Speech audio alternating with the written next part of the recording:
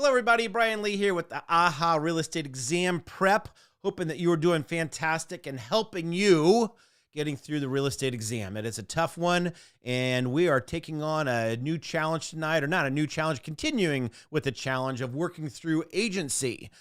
So in the last webinar, we had like a part one, if you will, talking about your fiduciary responsibilities. We got into care, obedience, and loyalty. Tonight, with this session, we're going to be talking about the last three, that we have disclosure that we'll have to work through with clients, accounting, making sure that we're taking care of their financial pieces, their money, and then also we're going to finish talking about confidentiality.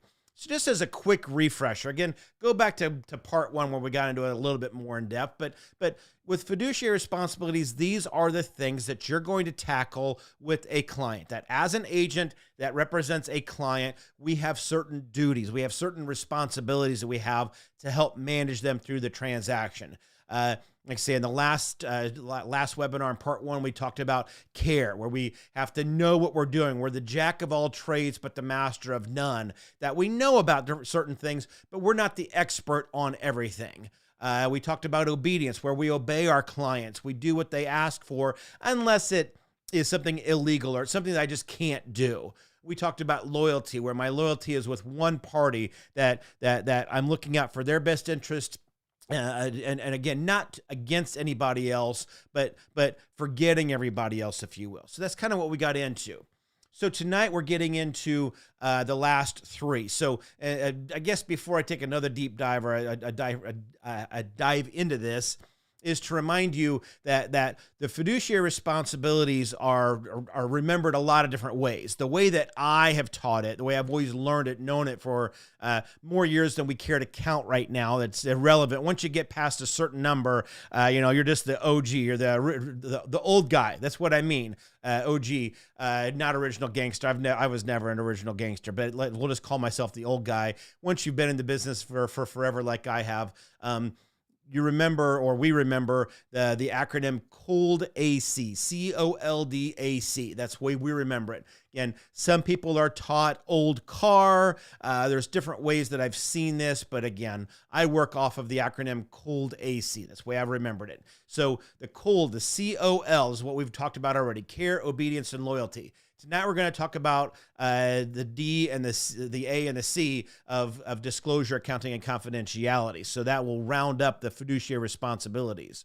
So disclosure is, again, pretty much what you would think it would be, is that it's my responsibility as an agent to disclose any information that would have an impact on my client. So whether it's good or bad, I'm going to tell them everything. I'm going to tell them what I know. Sometimes I need to be cautious in how I give them information, because as you'll see in some of the questions that we're going to work through here in a little bit, that I can step over the line in the way that I make that disclosure, the words that I use. But at the end of the day, disclosure is I'm going to tell my client everything that they need to know. So, hey, I'm aware that there's mortgage rates that might be increasing. I just want to let you know that. You don't have to do anything about it. And certainly we could talk to a mortgage expert about what that is, but just disclosing information to you. I'm also required to disclose to everybody in the transaction about defects. So if there's defects that I am aware of, that the roof leaks, the basement leaks, there's a plumbing issue, an electrical issue, something like that, I am required to disclose that. And I'm required to disclose that to everybody, not just my client. And actually, the seller is required to disclose any of that too. And in some cases, it could be the buyer in some situations. But at the end of the day, disclosure with regard to defects, which is where we see most of these issues, is that it's required no matter what. Even for a customer, even for somebody that we don't work with, I have to disclose defects. Disclosure also revolves around things that could be positive, like, hey, we accepted an offer for $100,000 on this property, but the market values have been increasing astronomically, and your home might be worth $110,000 now. I'm just telling you that, client. I'm aware of it. We've done some analysis, and it looks like your home is worth more now. You're under contract with the buyer for $100,000. I'm not telling you what to do about that. That's not the point of disclosure. I'm just letting you know, here are some facts. Here is some information. What do you, client, what do you want to do about that? So that's the big thing here, is that as an agent, I am giving you information. I'm disclosing things to you that would affect you positively or negatively, and then you, the client, get to make the decision. So that's what disclosure is. Accounting revolves around, as you would think about, just money-related items, certainly from the standpoint that in a transaction, I need to be mindful of the cost that my client has. If I know that they're taking out a loan and the lender says that we're going to charge you 10% interest rate, that might make me pump the brakes for a minute. Like, well, wait a minute. Right now, I know interest rates are about 4 to 5%. And maybe 10% is a good number, but I'm trying to help you from a financial standpoint that maybe we need to check with the lender or another lender just to find out. Accounting primarily revolves around the handling of their money, though. So certainly, again, I could go on a deep dive on earnest money, which I'm not, but just to talk about that briefly, let's say that I have a check that belongs to a client of mine.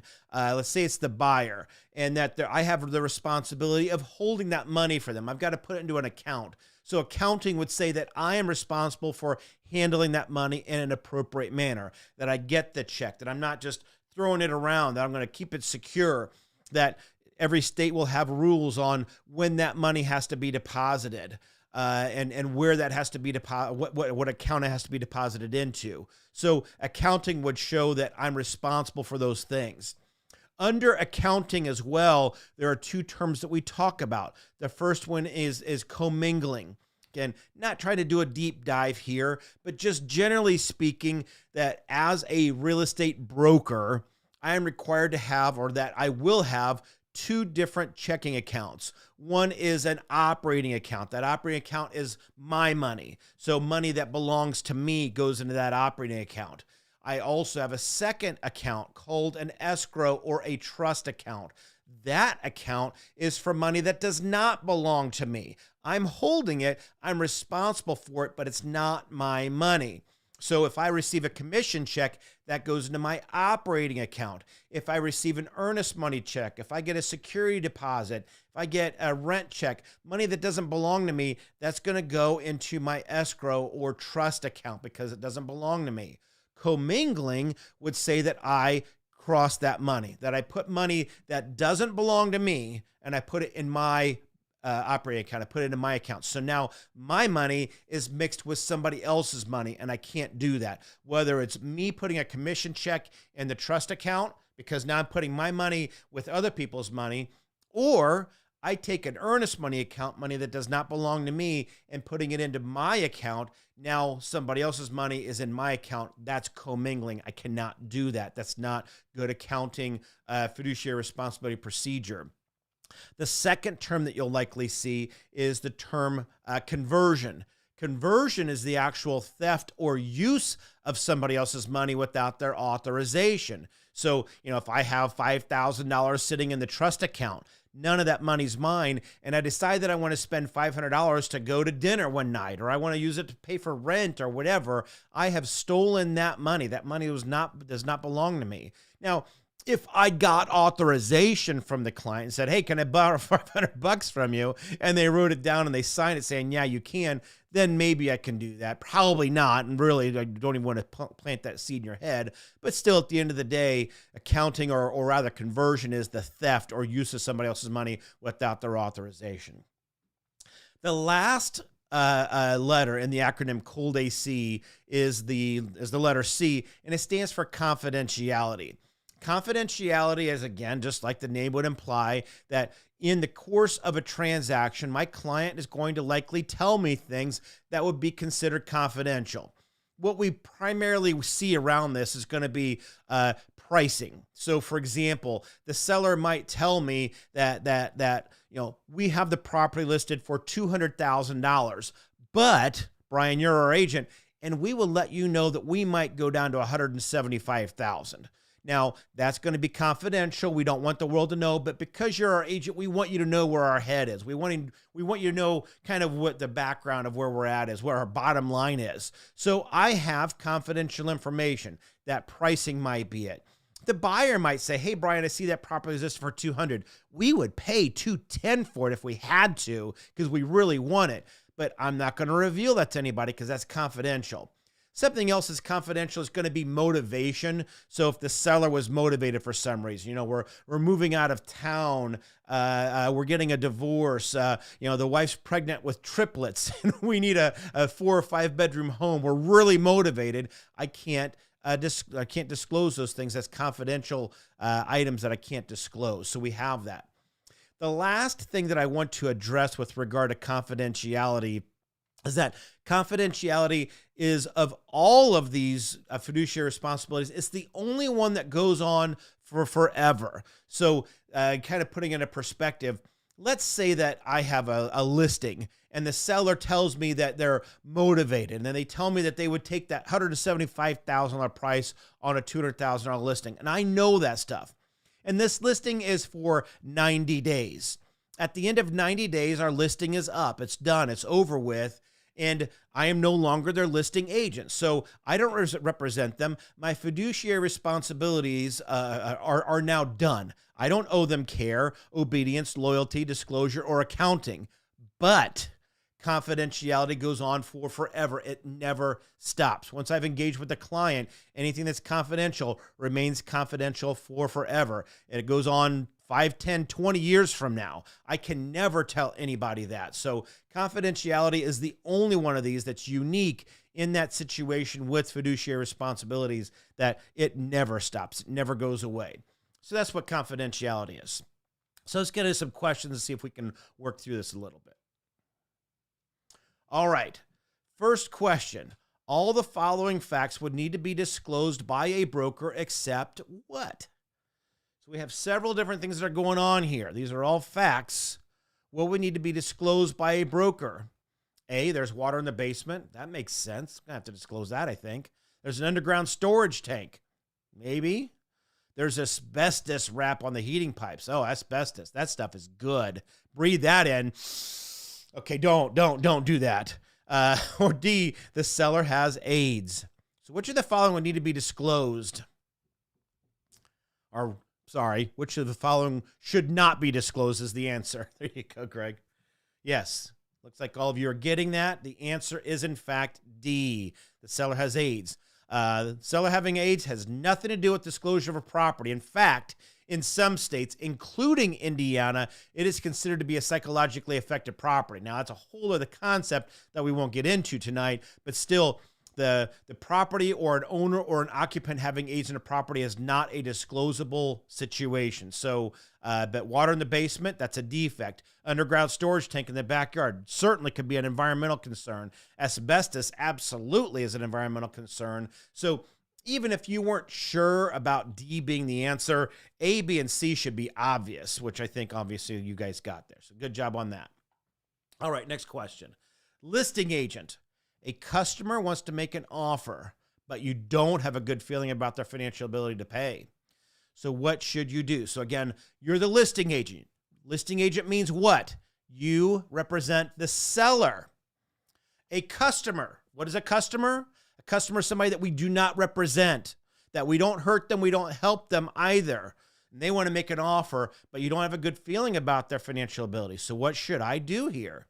A, don't present the offer to the seller. Okay. B, alert seller of your concerns. Okay. C, require offer to include their financial statement. Gosh, this is a tough one. D, require seller to acquire approval from listing agent's lender of choice. I gave you the answer to this earlier, whether you were listening to me or not, and not directly to this question, but it looks like you're all getting it. That's exactly right. The answer here is B. I don't make decisions, guys. As an agent, I'm not making decisions. All I'm doing with regard to disclosure, this is a disclosure issue. All I'm doing is disclosing information that I know. Hey, seller, this customer wants to make an offer. I don't know if I don't have a good feeling about their financial ability to pay. Maybe they can. I don't know. What do you want to do? A is not right. I'm going to present the offer. I'm going to tell them my concerns, but I have to present the offer. C, I can't require anything. My client can. My seller can say, you know what, I'll entertain their offer if they include some financial statement. But me as the listing agent, as the broker, I can't require anything. I can suggest it. If C said suggest to include that, then that might be true. But it says require, I can't require it. And obviously D, the same thing. I can't require seller to acquire approval. So I can't do that. The one that makes sense here is the one that you're all picking. It's B. I'm going to alert them of my concerns, say, here's my thought. What do you want to do, client?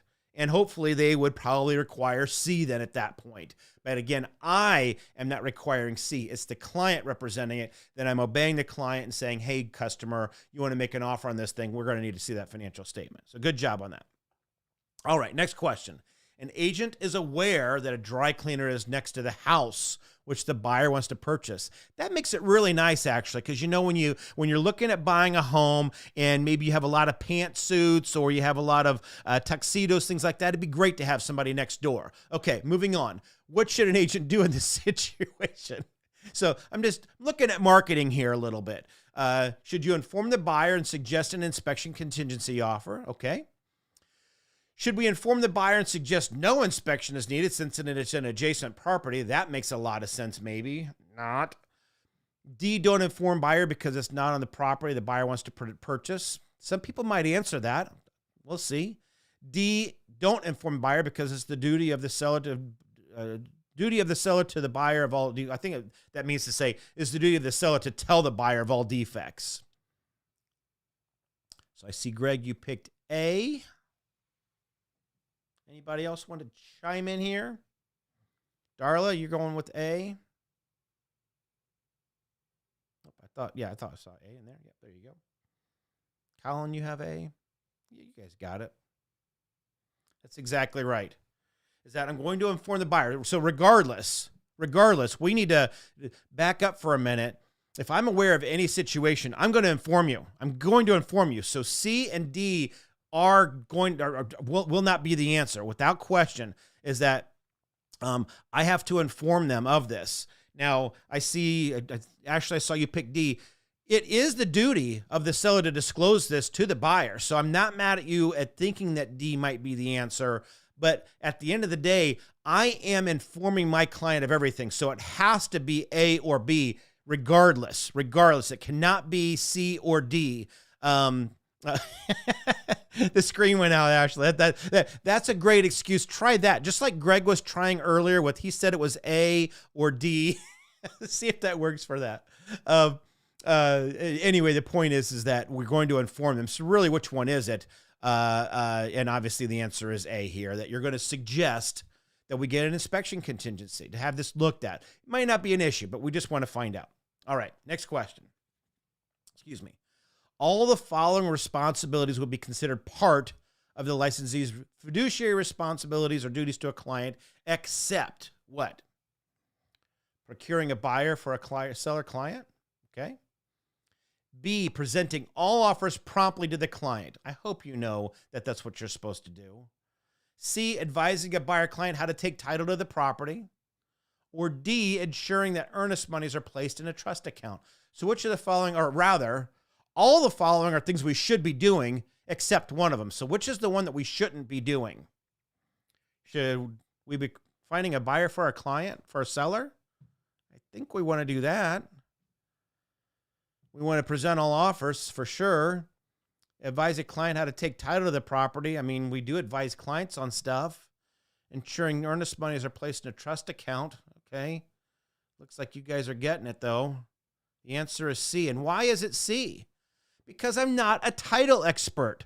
I am not going to advise you on how to take title to the property. I'm going to make you aware of the fact that there are different ways that you can take title to the property. But at the end of the day, my suggestion is going to be that here are some of the options, but I'm not sure which one is best for you because I'm not a legal consultant. I'm not a tax advisor. And there are some taxation and legal concerns here. So you really need to talk to an expert on those things. So I'm not advising you on how to take title. I'm going to advise you that you can take title in a couple of different ways.